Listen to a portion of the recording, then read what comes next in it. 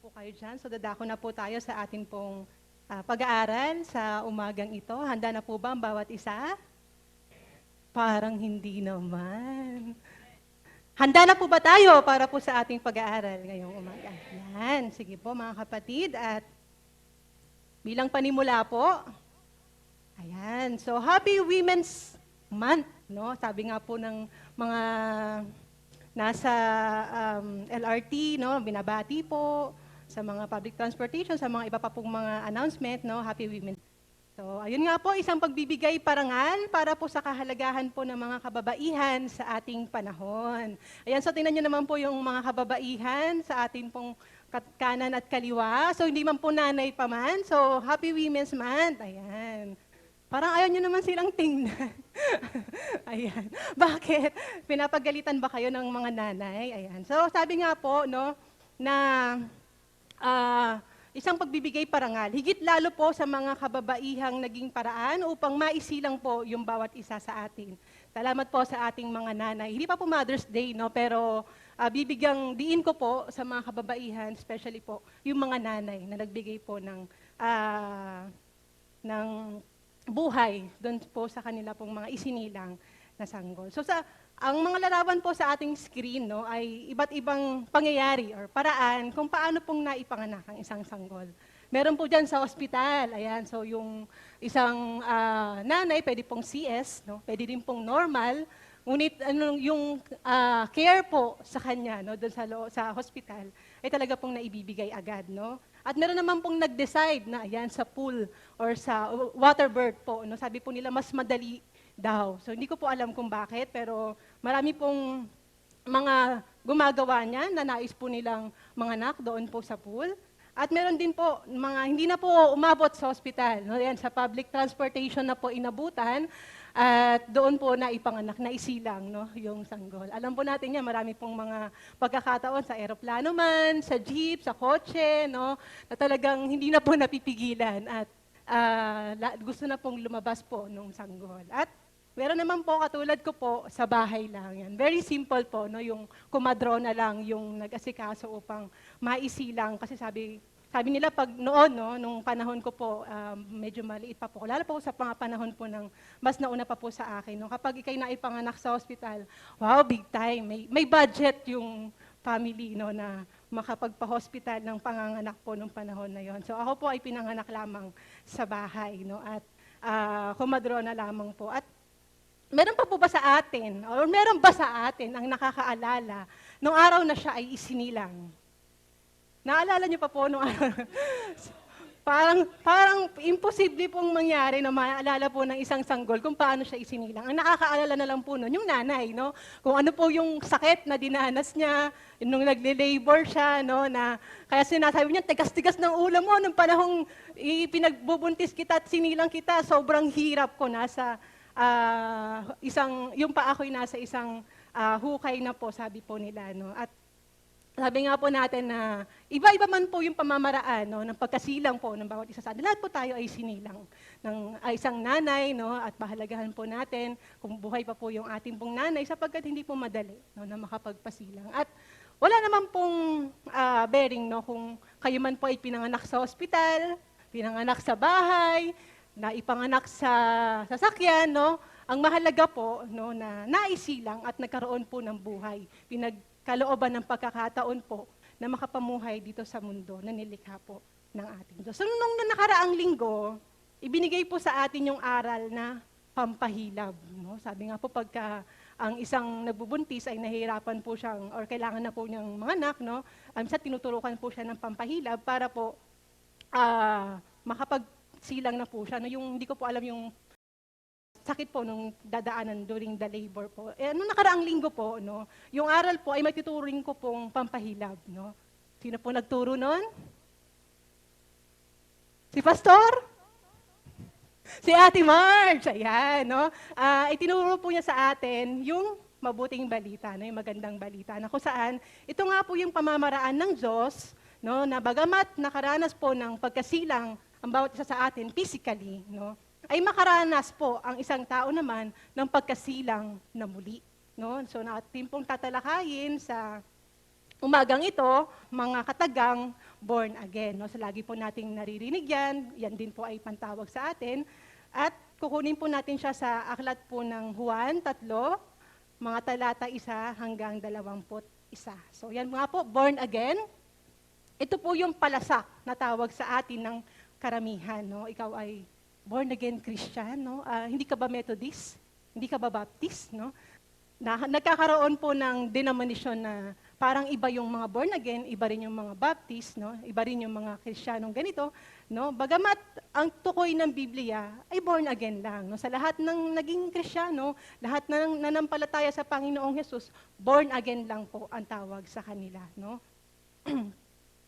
Ito po yung palasak na tawag, ngunit ang bansag na ito, bagamat Kristiyano o minsan po alagad ng Panginoong Hesus, ang katulad po natin sa Biblia. No? Ang born again ay larawan ng kung ano ang nangyari sa atin noong tayo ay sumampalataya at makakilala sa Panginoong Hesus. No?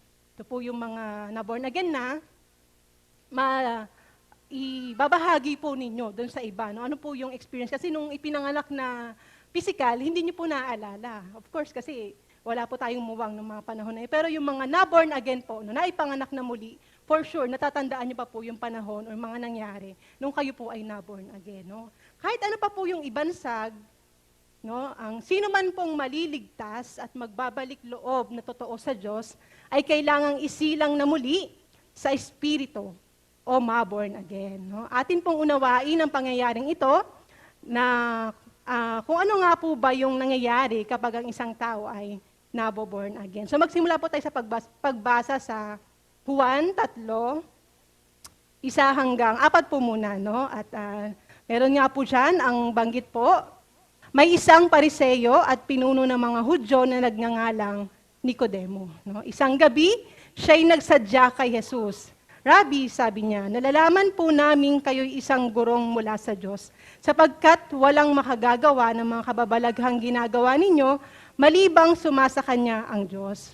Sumagot si Jesus, sinasabi ko sa inyo, maliban na ipanganak na muli ang isang tao, hindi siya paghaharian ng Diyos.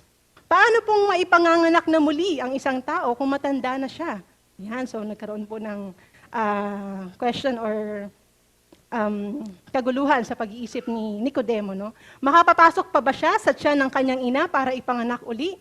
So, paano naman kung wala na yung nanay, hindi na makakabalik? No? Tanong ni Nicodemo. So, ipinakilala po sa atin, no, sino po yung nagsadya sa Panginoong Jesus. At siya po ay si Nicodemo.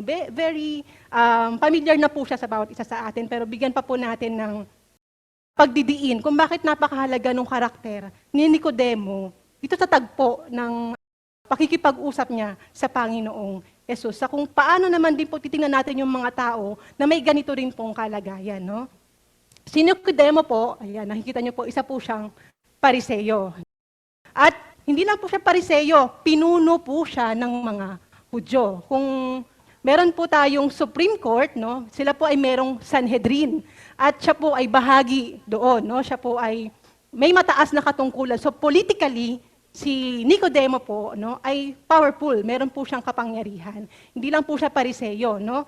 At sabi nga po dyan, isa rin po siyang tagapagturo, no, sa mga susunod na mga talata. Tinukoy po siya bilang tagapagturo sa Israel. So mabigatin po, no, yung naging panauhin po ng Panginoong Jesus. Siya po ay nagsadya noong gabi. No? At madalas po, pagka nakita po natin na si Nicodemo kasi nagsadya siya ng gabi, no, para iwas issue, no, iwas makita ng mga kapwa niya po Pariseyo, maari pong gano'n. No? Maari din pong ang kanya pong sadya sa Panginoong Jesus ay out of curiosity. No? Nais po niyang makilala ng lubusan yung Panginoong Jesus at bakit naka-witness po siya ng mga kababalaghan, no, ng mga ginagawa po ng Panginoon na sabi nga na para po sa kanya, no, para po sa mga Pariseyong kagaya niya, wala pong makagagawa noon kung hindi sumasa kanya ang Diyos. No, napakahalaga po sa isang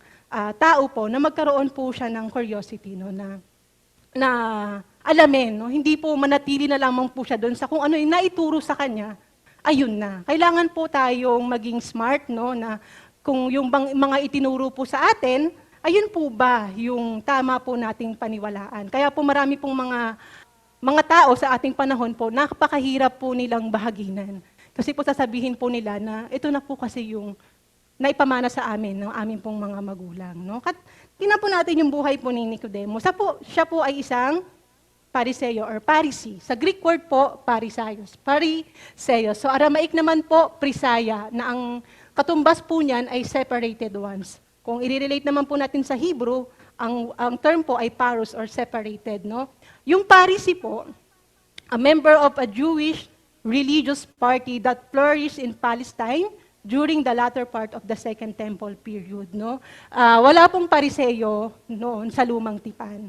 Sila lamang po ay na-establish nung panahon po ng Second Temple. Kung saan po, marami pong mga Israelita nung panahon na yon, na-recognize po nila yung kanila pong pagkakasala sa harapan ng Diyos. At nais po nilang linisin yung hanay na yon ng mga Israelita.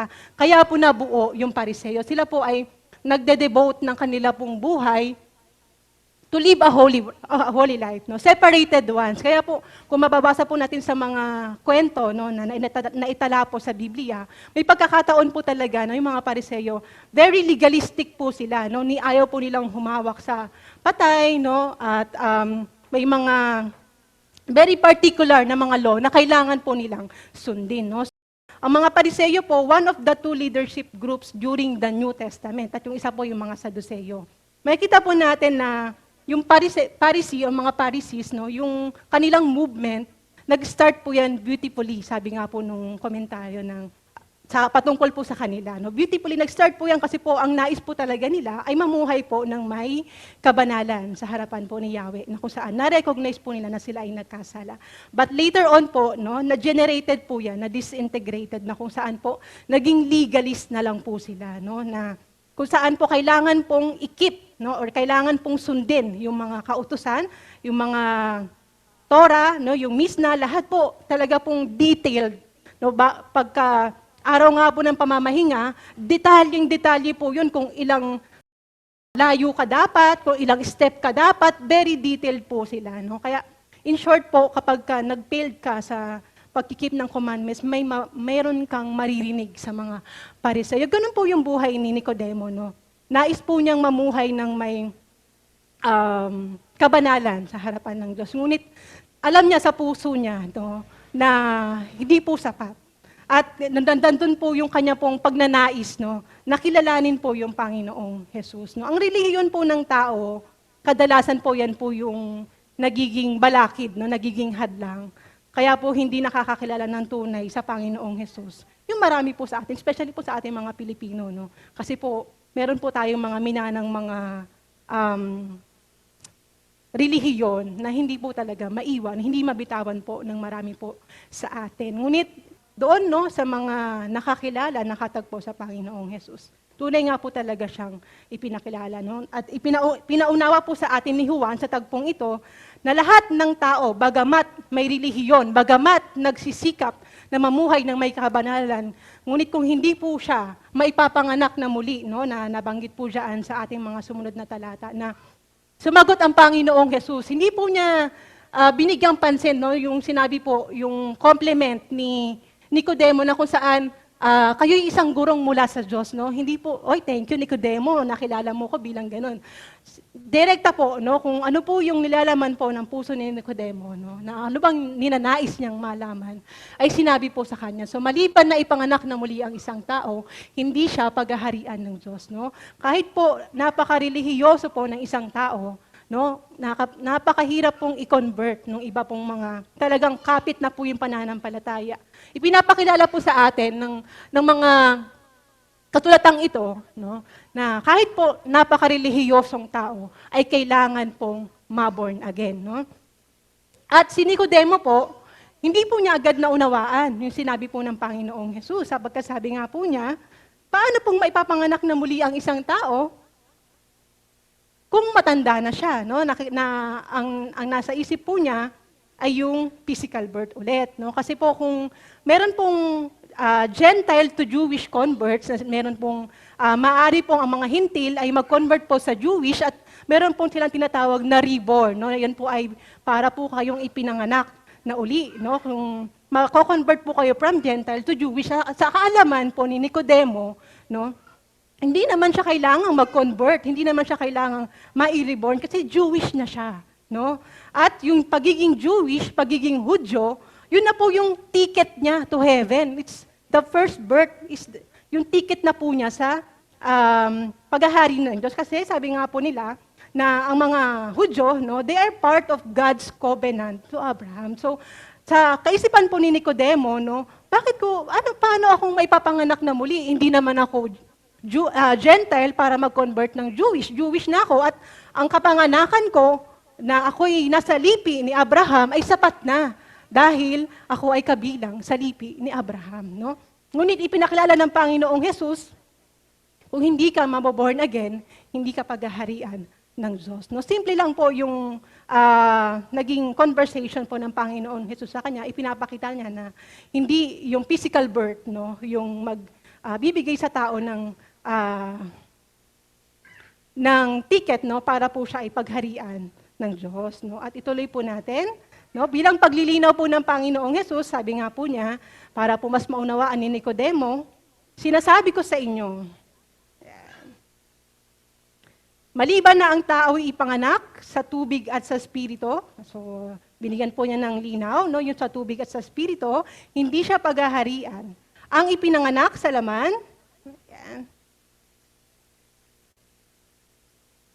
ay laman, no? So yung tayo po yung physically na naipanganak at ang ipinanganak sa espiritu ay espiritu. So huwag kayong magtaka sa sinabi ko sa inyo, lahat ay kailangang ipanganak na muli. No? Umiihip ang hangin kung saan ibig at naririnig ninyo ang ugong nito, ngunit hindi ninyo alam kung saan nanggagaling at kung saan naparoroon. Gayon din ang bawat ipinapanganak sa espiritu. Inihalin tulad po ng Panginoong Hesus ang kapanganakang muli sa pag-ihip ng hangin, no? Hindi ito nakikita, no? Yung kapanganakang muli, hindi po 'yun nakikita, no? Ito po ay hindi siya kagaya ng kapanganakan sa laman na kung saan nakikita po kung sino po yung isinilang, no? Ngunit nalalaman natin na nagkakaroon ng kapanganakang muli sa espiritual ng isang tao. Gaya po ng ihip ng hangin, no? Hindi siya nakikita, ngunit meron po itong epekto, no? At yung kapanganakan ng isang tao na muli sa espiritual ay hindi rin po nakikita, ngunit yung epekto po nito ay na atin pong nakikita po or nakikita po sa buhay po ng isang tao. So kahit ano pa po yung pinanggalingan o denominasyong relihiyon ng isang tao, kailangan po siyang maisilang na muli. Kailangan pong magkaroon ng kapanganakan na muli, no? Upang maibalik sa Diyos at maligtas ang tao po. Walang sino mang makakapasok sa kaharian ng Diyos maliban na ito ay maborn again. Maliban po na ang tao ay maborn again, no, ay hindi po siya makapapasok sa kaharian ng Diyos. Ano po bang ibig sabihin, no, ng born again? Ano po ba yung nangyayari kapag yung tao ay naboborn again? So atin po bigyang linaw pa, palawigin pa natin, bagamat dito po tayo nag-umpisa sa mga unang mga talata, no, palawigin po natin siya sa pamamagitan po ng isang katanungan. So ang katanong po natin, ano nga po ba ang nangyayari sa tao kapag ito ay na-born again? So, yun sa mga na-born again na, kung hindi pa po naging malinaw sa inyo, no, yung pagiging born again, at akala nyo po, ibinilang lamang po kayo sa JF Bangkal, ibinilang po kayo sa isang Krisyanong iglesia, no, atin pong bigyang linaw yan sa atin pong mga kaisipan, upang mas ma-appreciate po natin, no, yung pagiging born again po ng bawat isa. At kung hindi pa man naboborn again, ito na po yung chance po ninyo na maunawaan po yung pagiging born again upang hindi po kayo magkaroon ng agam-agam na maging born again.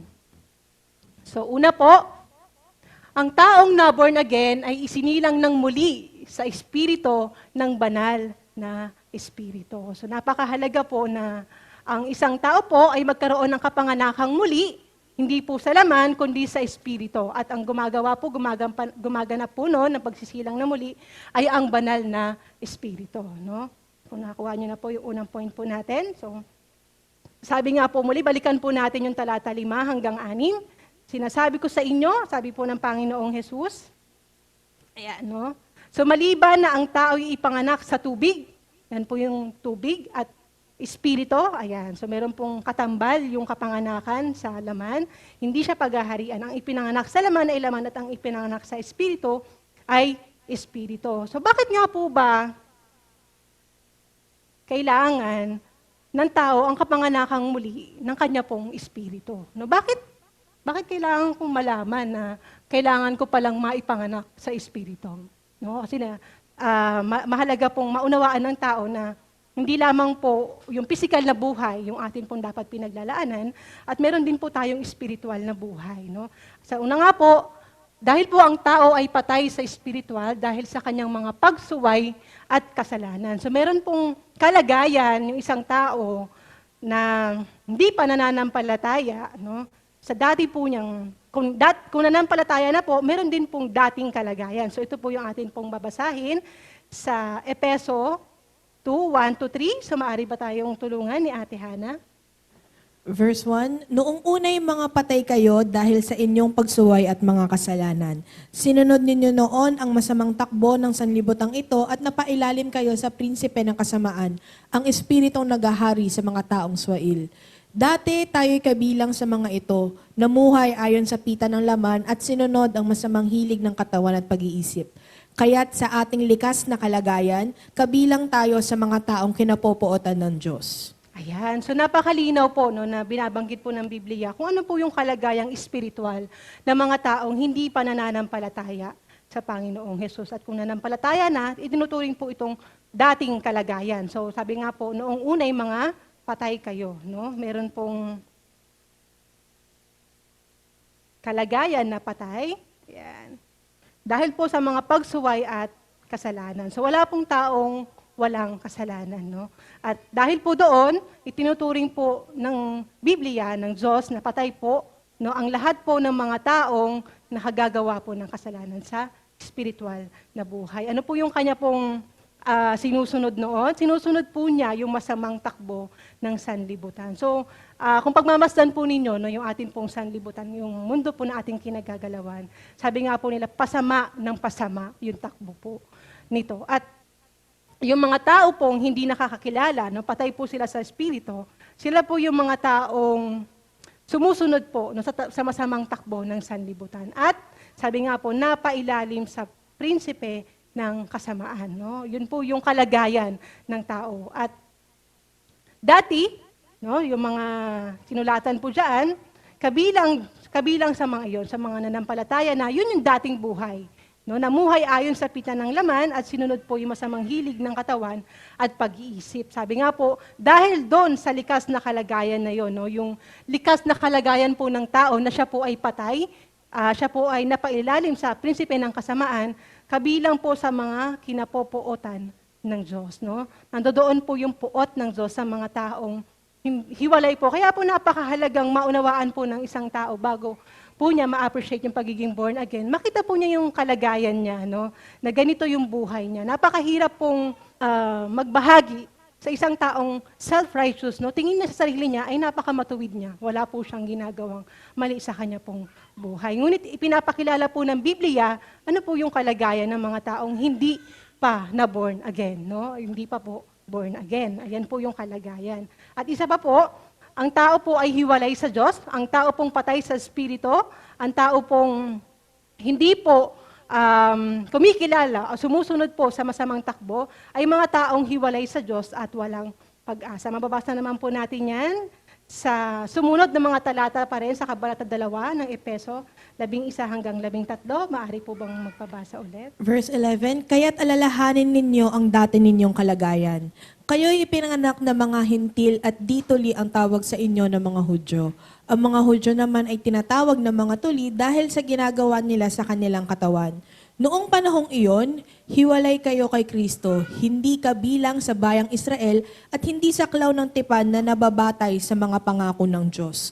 Nooy nabubuhay kayo sa mundo na walang pag-asa at walang Diyos.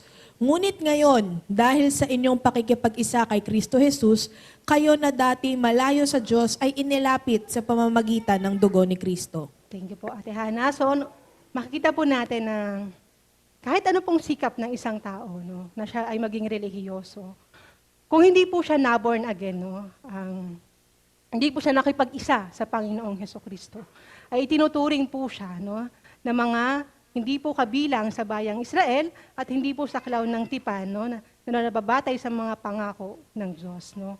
Sabi nga po, alalahanin ninyo yung dati ninyong kalagayan. Ito po yung dating kalagayan. So ano naman po yung kalagayan ng mga hindi pa nananampalataya? Sila po yung tinutukoy dito, no? Sila po yung mga taong nabubuhay sa mundo na walang pag-asa at walang Diyos, no? Observe po natin yung mga tao po sa atin pong paligid, no? Ako po, tuwing pumapasok po ako sa opisina, nag-LRT po ako, nag-jeep, ganyan, no? Makikita ko po yung mga mukha po ng mga, tinitingnan ko po yung mukha po ng mga taong nasa jeep o nasa LRT. Parang minsan po, nakita natin na parang okay naman sila, no? Parang masaya naman sila. No? Ngunit kapag po sila ay nakapagbukas, no? Kapag sila ay nakapagkwento po ng kanila pong buhay, malalaman po natin na mayroon pong kakulangan sa kanila pong mga buhay at mayroon pong kalungkutan, no? Sa buhay po ng mga tao na to. Man is hopeless without Christ. No? Makikita po natin sa buhay po ng mga tao na paano po silang magpagal na magtrabaho, no? Nang hindi po nila pinahahalagahan yung buhay na spiritual. Kaya po mayroon, no, sa puso ng isang tao na hindi po niya mahanap yung satisfaction. No? Dati pong kalagayan ito ng mga Kristiyano. No? Kapag isang Kristiyano po yung nakakwentuhan ninyo, maaaninag nyo po kagad yung kanya pong pag-asa. No? Na bagamat ang hirap-hirap ng buhay sa Pilipinas, nako, yung atin pong inflation rate, no, grabe po, at yung pagtaas po ng mga bilihin ay grabe po. Yung mga sa transportation lang, yung Grab, minsan nakakaiyak po, no? Yung ang mahal naman ng Grab, sabi ko, mag-aangkas na lang ako, mas mura ng konti. Kasi sobrang traffic po pag jeep naman, no? At ang mahal po, ang hirap pong mabuhay sa atin pong mundo. Ngunit kapag nakakwentuhan niyo po yung isang Kristiyano, mababatid niyo po kung paano po siya mayroong pag-asa sa kanya pong buhay. Nakikita po niya na okay lang yan, kahit mahirap, no? Kapag may Diyos ka naman, no? Hindi natatapos ang lahat. Dito lamang po sa atin pong buhay. Kaya meron po siyang pamamag-asa. At yung mga taong wala pong pag-asa, wala pong yung pagod po nila sa pagtatrabaho, no? Minsan po, nasasabi nila, na nagtatrabaho na lang sila dahil yung mga anak nila umaasa sa kanila, no? Na parang yung mga anak ko kahit umaasa sa akin, parang hindi naman ako pinahahalagahan. Alam niyo po yung buhay na walang pag-asa po at walang Diyos, maaaninag po natin yan doon sa mga taong wala pa po sa Panginoong Hesus. Yan po yung dating kalagayan. So, at yan po yung kalagayan pa rin ng mga taong wala pa po sa Panginoon, hindi pa naboborn again. Kaya nga po, sinabi ng Panginoong Hesus, lahat ay kailangang maborn again. So, sabi nga po diyan, no, lahat ay kailangang ipanganak na muli, no. Kung paano tayo isinilang, no, sa laman, ay meron din po dapat na pagsisilang muli sa espiritu sapagkat patay nga po ang espiritu ng isang taong hindi nakaugnay sa Diyos. Siya po ay may pagkakasala at meron po siyang pamumuhay ayon lamang po sa kanya pong laman, no. At para po bigyan pa pong diin yung aking illustration. No? Gagamitan ko po ng isang x-ray. Sino po marunong bumasa ng x-ray dito? X-ray. Sino marunong? Wala masyado po. No? Yung mga nurse or parang mga doktor usually po yung marunong pong bumasa kapag napag-aralan po nila yan. So, ito po ay isang chest x-ray. No? Sa mga nakaranas na po ng x-ray, no? Kapag binigay po sa inyo yung x-ray result nyo, yung ganyan, ibinabot sa inyo, titingnan nyo sa ano nyo. Dok, parang wala naman akong sakit, no? Parang clear naman. Clear na yung baga, wala na. Ayan. Ayan, hindi ba yun na yan? So, yung parang sa isip po, sa pag-iisip ng isang tao, pag binigay po yung x-ray sa kanya, nang hindi naman po niya nalalaman, no, yung kanya pong kalagayan, no? May isip niya na, okay naman ako, Dok, no? Pero kung atin pong may naka-arrow po na red dyan, no? Meron pong something dyan sa x-ray po na yan. At yan nga po ay merong lung cancer. Sino man pong nakuhanan po ng x-ray na yan, meron po siyang lung cancer. A chest x-ray showing a tumor in the lung. So meron pong tumor, no? At hindi po nalalaman nung meron pong x-ray kung unless po sabihin sa kanya ng doktor, no? Meron pong lung cancer pala, no? Yung mahirap po na hindi naman natin alam, tapos, sisipin natin na okay tayo, no? So, rerekomendahan po siya ng doktor para sa possible treatment. Meron kang cancer, kailangan mong mag-undergo na mga ganitong treatment. So, ano pong gagawin ng tao, no? Kasi ayaw niya pang mamatay. for sure, sasabihin niya, Doktor, ano ba yung dapat kong gawin? No? So, i-connect ko po siya sa spiritual na buhay. No? Marami pong tao na akala po nila normal lang yung kanila pong buhay. Siyempre, physical lang po yung kanila pong naunawaan. Basta maniwala sa Diyos, ay okay na, may Diyos ako, ipapost ko kapag meron akong blessing galing sa Kanya, magpapasalamat ako. So, ang hindi po nila nalalaman ay meron po silang karamdaman, no? Sa spiritual na nangangailangan po ng lunas. Yes po, na kanila pong malaman yon, mabatid po yon, no? Sabihin po natin sa kanila na meron silang karamdaman, spiritual, at nangangailangan ng lunas, no? At naunawaan po niya yon, nung tao na yon, na kailangan po niya ng lunas. For sure, sasabihin niya, ano po yung kailangan kong gawin? No? Gaya po ng mga na bahaginan po nila Pedro doon sa Pentecost, ano yung kailangan naming gawin? No? Napakahalaga po na malaman po ng isa, mabatid po ng isang tao, ano yung kalagayan niya? Kaya po ating inaral kanina, yung kalagayan po ng isang tao, spiritually, siya po ay patay at hindi po siya connected sa Diyos, no? Wala po siyang relationship sa Diyos at nangangailangan po siya ng lunas sapagkat kapahamakan po yung kahahantungan ng kanya pong buhay. No? Pero marami po sa mga tao kapag nasabihan po natin na ganito yung kanilang kalagayan, hindi po sila naniniwala. Nakakalungkot po, hindi sila naniniwala.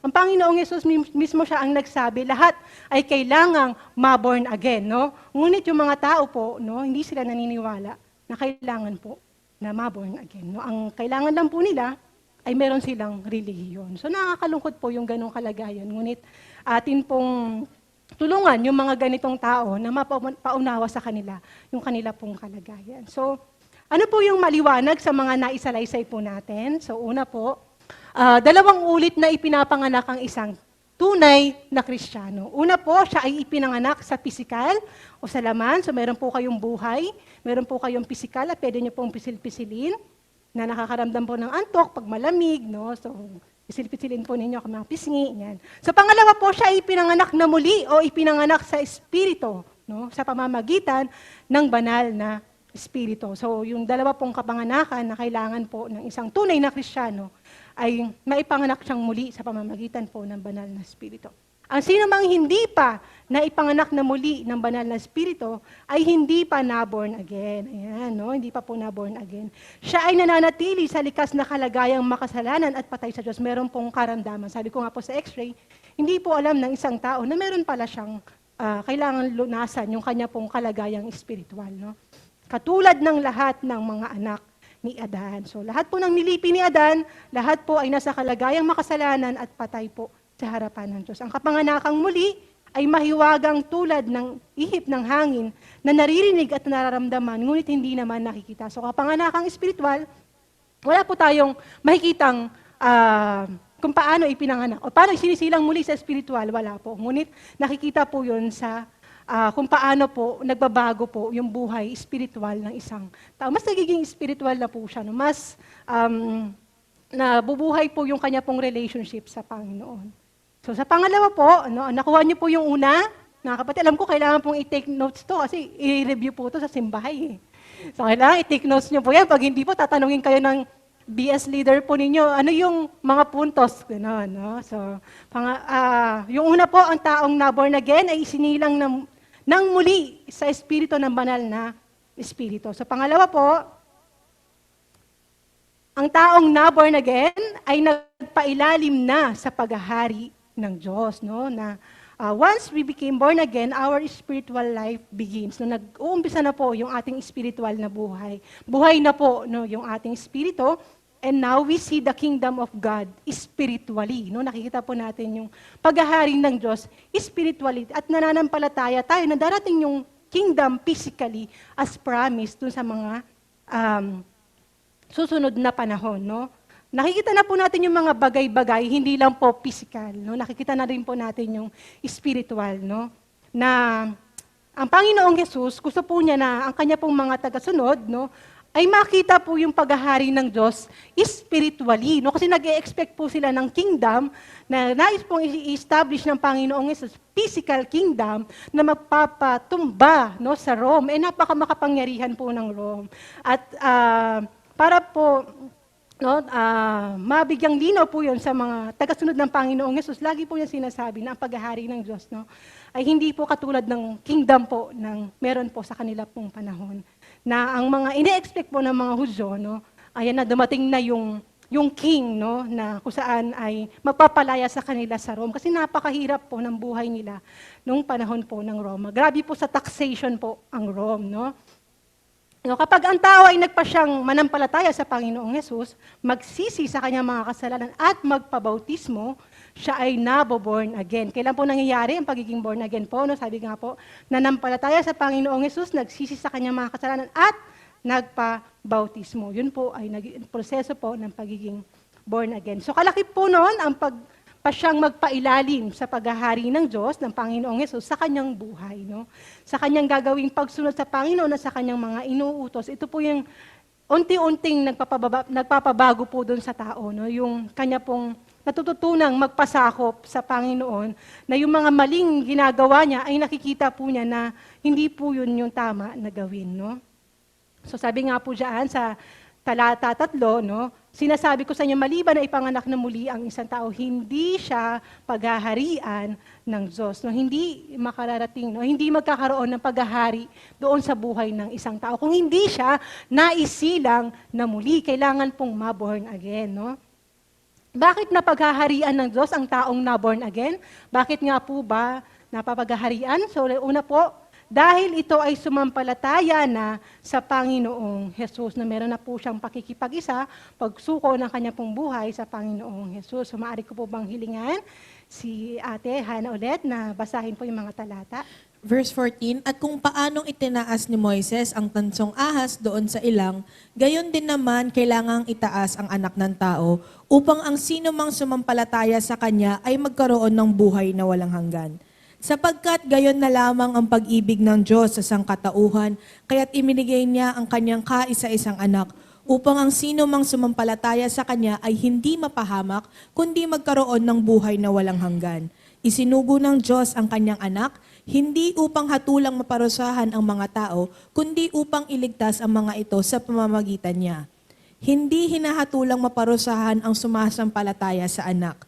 Ngunit hinatulan na ang hindi sumasampalataya sapagkat hindi siya sumasampalataya sa kaisa-isang anak ng Diyos. Thank you po, Ate Hana. So, ilang beses pong binanggit, no, na ang pananampalataya po ay susi upang magkaroon ng buhay na walang hanggan. No? Yung paghahari ng Diyos, no, ay hanggang sa walang hanggan. Kaya napakahalaga po, no, nung yung pananampalataya. Sabi nga po, sino mang sumampalataya sa Kanya, no? Doon po sa anak ng tao, no? At sa verse 16 po, nabanggit po ulit, sapagkat gayon na lamang ang pag-ibig ng Diyos sa sangkatauhan. Makita po natin na yung pag-ibig ng Diyos, unconditional love talaga po. Kasi nakita nga po natin, ano ba yung takbo ng sanlibutan? Ano po ba yung buhay ng mga tao bago po sila manampalataya sa Panginoong Hesus, di ba?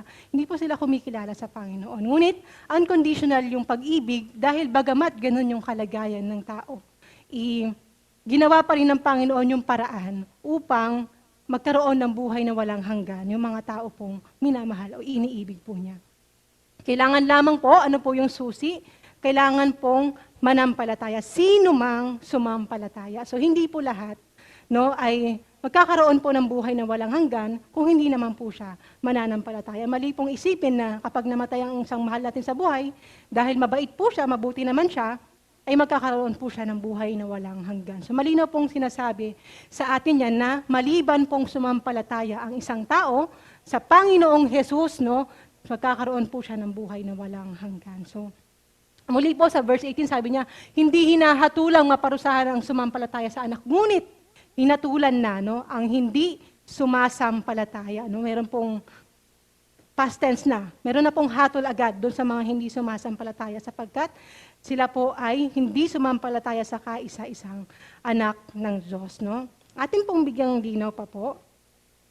Hindi lahat ng naniniwala ay may tunay na pananampalataya. So ito po, no, magkaroon po ng check po, pagsusuri.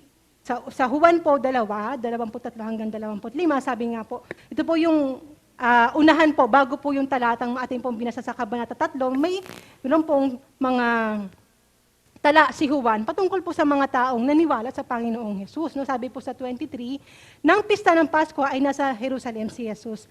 Marami ang naniwala sa Kanya. Ayan po, sabi nga po sa iba, marami pong nanampalataya sa Kanya nang makita nila ang mga himalang ginagawa Niya. Subalit, hindi ipinagkatiwala ni Jesus ang Kanyang sarili sa Kanya. Hindi po siya nagtiwala doon sa mga tao na yun sapagkat kilala niya ang lahat ng mga tao. Hindi na kailangan may magsabi pa sa Kanya tungkol sa kanino man sapagkat nalalaman niya ang nasa isip ng lahat ng tao. So meron pong mga taong nananampalataya sa Panginoong Hesus dahil po, sabi nga po dyan, meron siyang mga himalang ginagawa. No? Nananiwala sila sa Kanya. No? Ngunit yung kanila pong pananampalataya ay hindi nga po saving faith. No? Upang mas maunawaan po natin, anong uri ba ng pananampalataya? Balikan po natin yung mga talata. At yung ginamit pong illustration ng Panginoong Hesus dyan. Ano po yung ginamit niyang illustration? Sa verse 14 po, at kung paanong itinaas ni Moises ang tansong ahas doon sa ilang, gayon din naman, kailangang itaas ang anak ng tao upang ang sino mang sumampalataya sa Kanya ay magkaroon ng buhay na walang.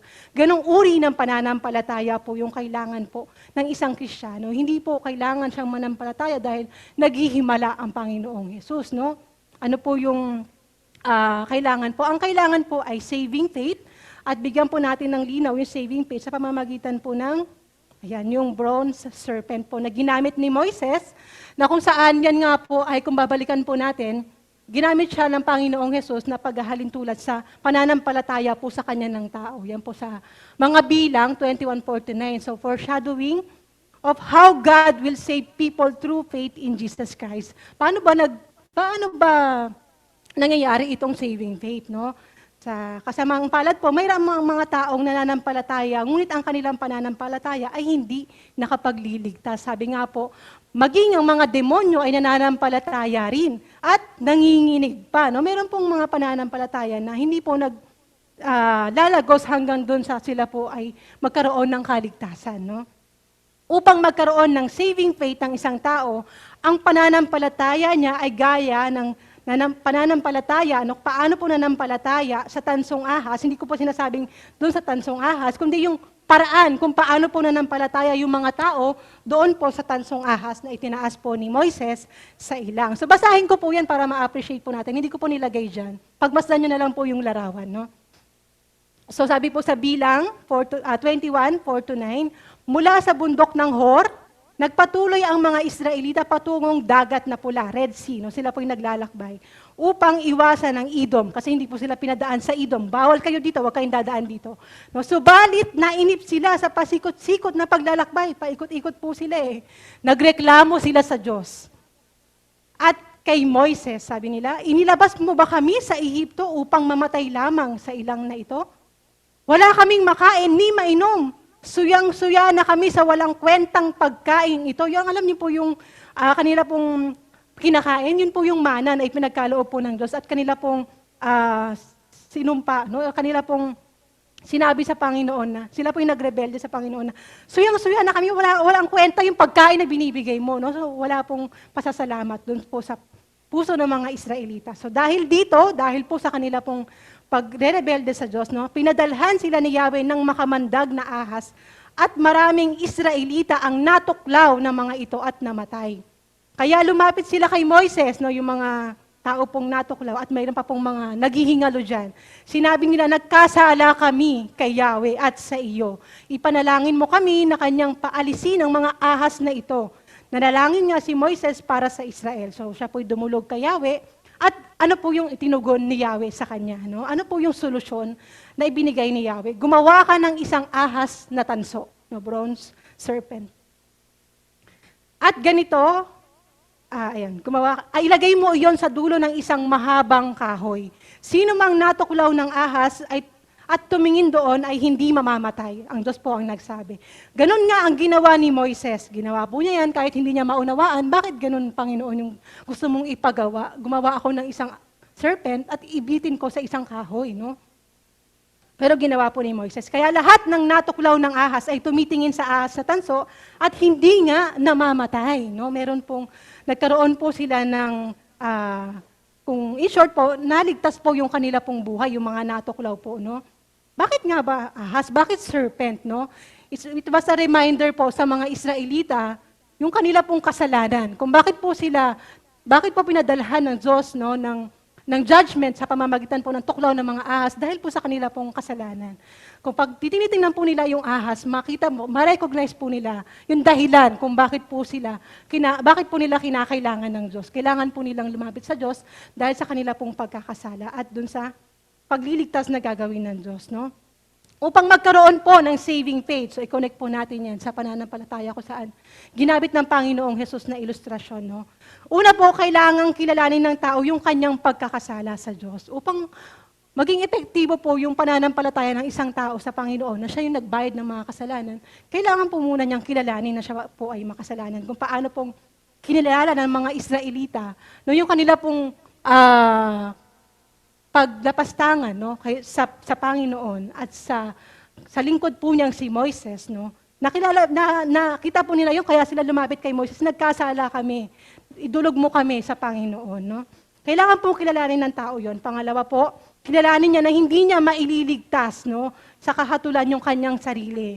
Kahantungan po ng mga Israelita, mamamatay po sila kung hindi po sila lalapit sa Panginoon. Pangatlo po, magpakumbaba sa Diyos, kilalanin at panampalatayan yung paraang ibinigay ng Diyos upang magkaroon ng kaligtasan. So napakahirap pong umusad ng isang taong nanampalataya lang sa Panginoong Hesus, ngunit hindi naman niya nakita yung kanyang kalagayan, no? Na bakit ko ba kailangan ng Panginoong Hesus? So linaw po nung ginamit mong ilustrasyon, no, na kailangan mong manampalataya doon sa ibinigay na solusyon ng Diyos. Yan po yung ibinitin po no, sa kahoy. Sabi nga po, sapagkat ang bawat ibinibitin sa kahoy ay sinumpa. No? Sumpa po yung lumaganap sa bayang Israel ng mga panahon na yan at kailangan po nila ng pagliligtas ng Diyos. At ginamit po yun ng Panginoong Hesus para po sa saving faith. No? Paano magkakaroon ng kaligtasan ng isang tao sa pamamagitan ng pananampalataya. Yun po, ay kilalanin po niya yung kanya pong pagkakasala sa harapan ng Diyos. No? Kanya po yung pagsisihan at kanya pong kilalanin kung paano ba ako maliligtas. No? Sabi nga po, manampalataya doon sa paraang ibinigay ng Panginoon. So, pangalawa pa po, bakit po napaghaharian ng Diyos ang taong na-born again? Dahil po ito ay nagsisina, nabanggit na po natin, at tumalikod sa kasalanan, at ito ay maliwanag na makikita sa kanilang gawa at pamumuhay. So, kunin po natin yung mga sample po ng mga talata. So, basahin ko na lamang po sa verse 15.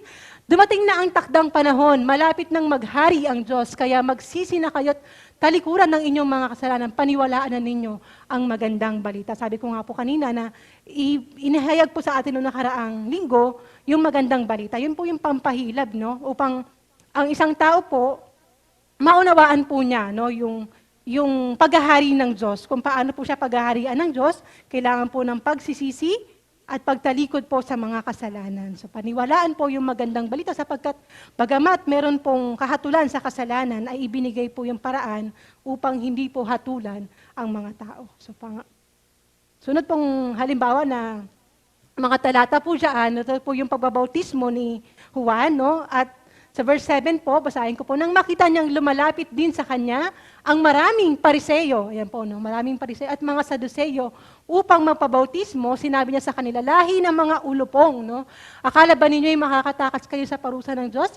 Patunayan muna ninyo sa inyong mga buhay na kayo talagang nagsisisi na. No? Yung mga pariseyo po at mga saduseyo, sabi ko nga po sa inyo, legalistic lang po sila. Gusto po nila na gawin lamang po no, bilang palabas no, yung kanila pong pagpapabautismo, ngunit hindi po napatutunayan sa kanila pong buhay na sila po talaga ay nagsisina doon sa kanila pong mga pagkakasala. So, yun po yung atin pong pangalawang puntos na kung saan nga po, no, ano pa yung nangyayari sa tao kapag siya po ay naboborn again. So, nakuha niyo na po yung pangalawang puntos. So, yung una po, yung taong naborn again ay sinilang na muli sa Espiritu, ng banal na Espiritu. Pangalawa po, ang taong naborn again ay nagpailalim na sa paghahari ng Diyos, paghahari na po na siya ng Diyos dahil siya po ay nanampalataya na at nagsisi na. So meron na po siyang pagsunod sa Panginoon. So pangatlo po, ang taong na-born again ay lumalapit sa liwanag na dala ng Panginoong Yesus. No? Yung pagiging born again po, no? Kapag ang tao ay na-born again, siya ay lumilipat mula sa madilim na pamumuhay tungo sa ilaw. No? Sa liwanag na dala ng Panginoong Yesus. Ito yung bagong buhay po, no, na kailangan pong matutunan at mailapat sa sarili ng sino mang naipanganak ng muli. No. Hindi maaring mamuhay ng sabay ang isang tao sa dilim at sa liwanag. No. Sa paglapit sa ilaw, mas nakikita ng tao yung kanyang kalagayan. So kapag the more na ini-involve po natin yung ating pong sarili sa iglesia, the more na kinikilala po natin yung Panginoong Hesus, yung kanya pong mga tinuran, no, makikita po natin ano ba yung mga pagkakamali. So yun po yung ginagawa ng ilaw, di ba? Na nakikita po kung ano ba yung mga mali, ano ba yung mga kalat, ano ba yung madumi kapag may ilaw. Pero pag dilim po, no, sa isang tao na lumalakad siya sa dilim, hindi niya po nakikita kung ano po yung madumi sa kanya pong paligid, no?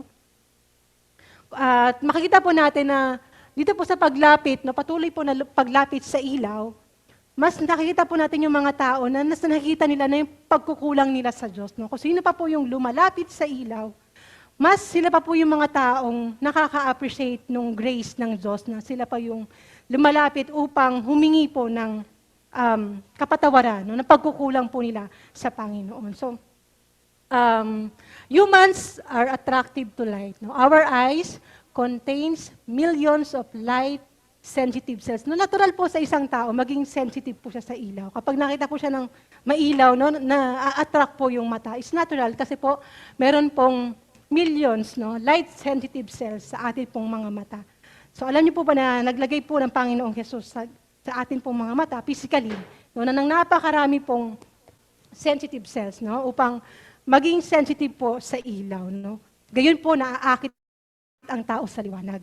Ang Panginoong Hesus ay dumating po sa sanlibutan bilang ilaw. No? Ibinigay po niya yung napakaraming turo, no, upang makita ng tao, no, ano ba yung liwanag na magbibigay po sa kanya ng kaliwanagan doon po sa kanya pong buhay. No?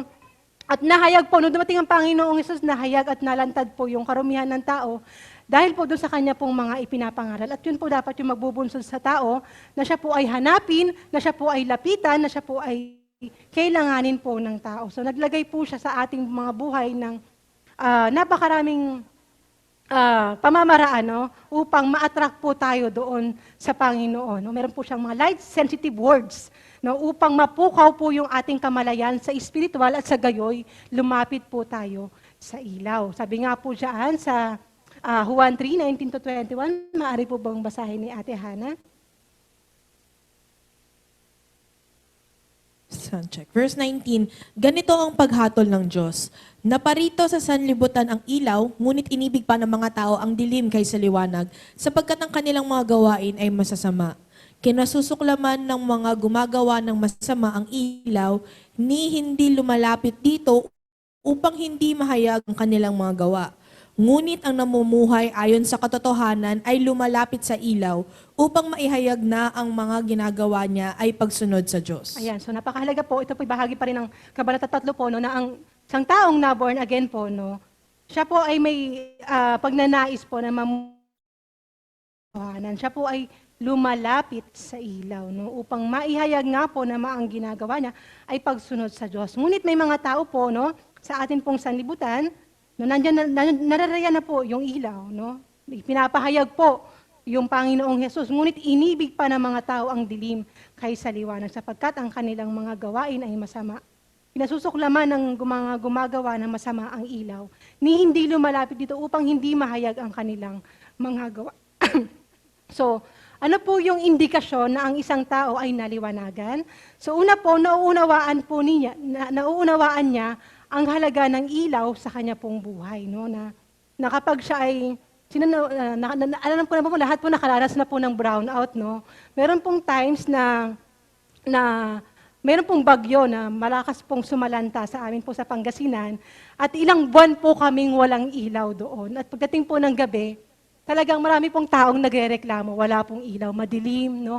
Kasi nasanay po ang tao na meron po siyang ilaw na nakakapagbigay po ng liwanag kung ano po yung mga dapat niyang gawin. So, ang tagal po ng panahon na yon, nakakabagot, no? At hindi po mabuti, no, yung dilim po sa tao. At napakahalaga po, no, na ang isang tao ay meron pong paglakad sa buhay na kung saan siya po ay hindi nalalakad sa kadiliman. Bagkos, sabi nga po ng Panginoong Yesus, ako ang ilaw ng sanlibutan, ang sumusunod sa akin ay magkakaroon ng ilaw sa kanyang buhay at hindi nalalakad sa kadiliman. So mahirap po na nasa kadiliman po. Makita po ng isang tao na tayo po, mahalaga po sa atin yung liwanag, yung ilaw. Kaya po, minsan, mahal man po ng kuryente, mahal po ng bayad sa Meralco, pero kailangan po natin yung ilaw. No? Sa spiritual pong buhay, napakahalaga din po no, na maunawaan po natin yung kahalagahan po ng ilaw, kung saan po ang Panginoong Jesus po, no, kapag tayo sumusunod sa Kanya, no, mas naliliwanagan po yung ating pong buhay at hindi na po tayo lalakad doon sa kadiliman.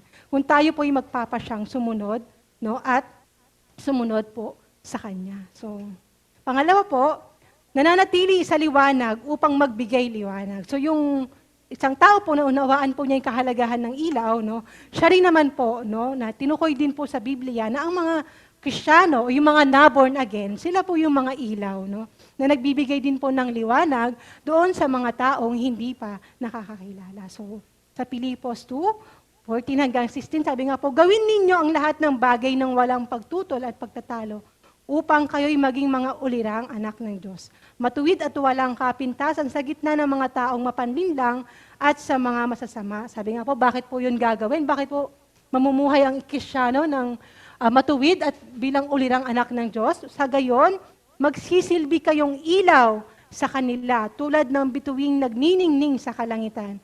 Habang ibinabalita ninyo sa kanila ang mensahe na nagbibigay buhay. Sa gayon, sa araw ng pagdating ni Kristo, ay maipagmalaki kong hindi nawala ng kabuluhan ang aking pagpapagal sa inyo. So, ang isa pong mananampalataya, no, ay magsisilbi po siyang ilaw doon sa mga taong namumuhay po doon sa kasamaan. No? Na tayo po bilang mga na-born again, no, tayo po ay magsisilbing ilaw at mas madali po nating maipamahagi, no? Sabi mo dyan, habang ibinabalita ninyo sa kanila ang mensahe na nagbibigay buhay, yung magandang balita. No? So napakahalaga po na yung atin pong ilaw na tinanggap mula sa Panginoong Hesus, yun din po yung gawin nating ilaw po doon sa mga hindi pa nananampalataya upang maunawaan po. Sabi ko nga po, kung nasa dilim, hindi mo nakikita yung mga kalat sa paligid mo. Ngunit bigyan po natin sila ng ilaw upang makita po nila kung ano ba yung mali sa kanila pong pamumuhay. No? So atin pong natalakay yung 3 pong puntos para po sa topic po natin na born again. Ano nga po ba yung nangyayari sa tao kapag ito ay na-born again? Una po, ang taong na-born again ay isinilang ng muli sa espiritu ng banal na espiritu. Atin pong natalakay, ng bawat tao po ay patay sa espiritual na kanya pong buhay at kailangan po niyang ipanganak na muli upang siya po ay pagharian at upang siya po ay makalakad sa espiritual na buhay. Pangalawa po, ang taong na-born again ay nagpailalim na sa paghahari ng Diyos. No?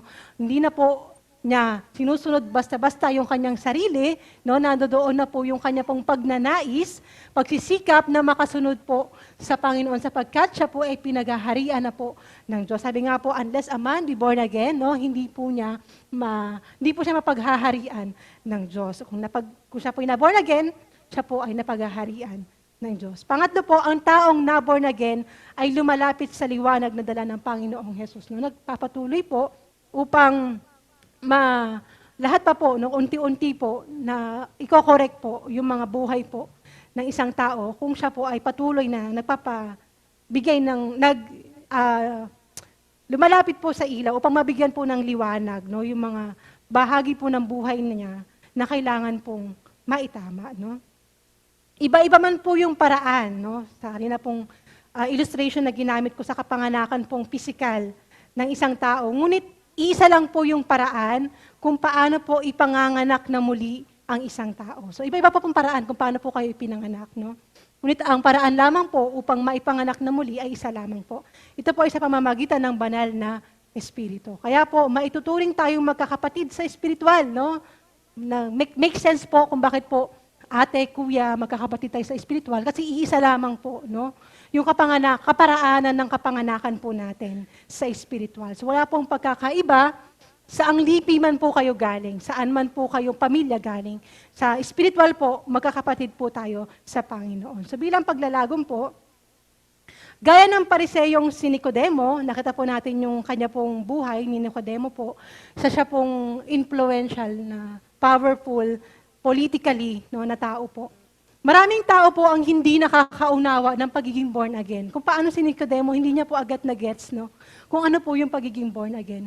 Hindi po ito pag-anib lamang sa isang sekta ng Kristiyanong pananampalataya. Hindi po kayo ibinilang sa born again Christian, JF Bangkal, at hindi kayo sa Baptist, hindi sa Methodist, no? Hindi po yun ganon. Ang born again po, ito po yung bagong kalagayan ng isang taong nagpa siyang magsuko ng buhay sa Panginoong Hesus, nagsisi sa kasalanan, nagpabautismo at nakatanggap ng kapatawaran. Saving faith, mga kapatid, no, na kailangan pong maunawaan ng tao yung kasalanan bago po maging epektibo po yung kanya pong pananampalataya sa Panginoong Hesus bilang Diyos na nagliligtas. No?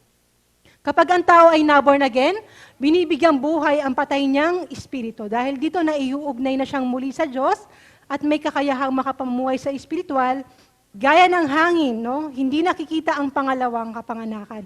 Wala po tayong ma-expect na makikita po natin yung kapanganakang pangalawa, no? Ngunit hayag po yung epekto nito. Gaya po ng hangin, nalaman po natin yung, nararamdaman po natin siya. No?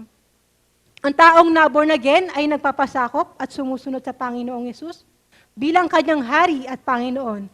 Ito ang papabago sa kanya, magtutulad sa kanya sa wangis ng Panginoong Yesus. No? Yung born again po, sabi ko nga po, hindi po siya isang relihiyon. Ito po ay isang kalagayan na ng isang taong nakipag-isa sa Panginoong Yesus. So, bilang pong hamon sa ating pag-aaral, no, sa mga bago lamang po nating nakasama sa ating pong gawain, kung naunawaan po ninyo sa umagang ito yung ating pong pag-aaral patungkol po sa born again, no?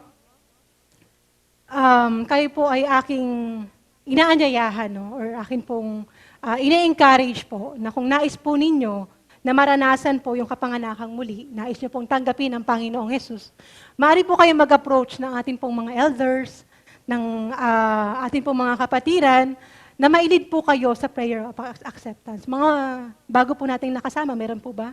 For sure meron po, no? Na ilang beses na po kayong nakikinig sa ating pong pagtatalakay tuwing linggo, no? Kung panahon na po upang ma-born again kayo, it's now or never, no?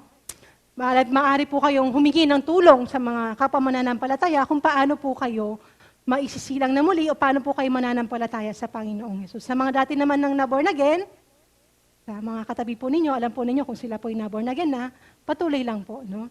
At maging ilaw po sa mga hindi sumasampalataya and tulungan po natin silang maunawaan, maliwanagan po sa kanila pong kalagayan na kailangan po nilang maborn again. Magandang umaga po.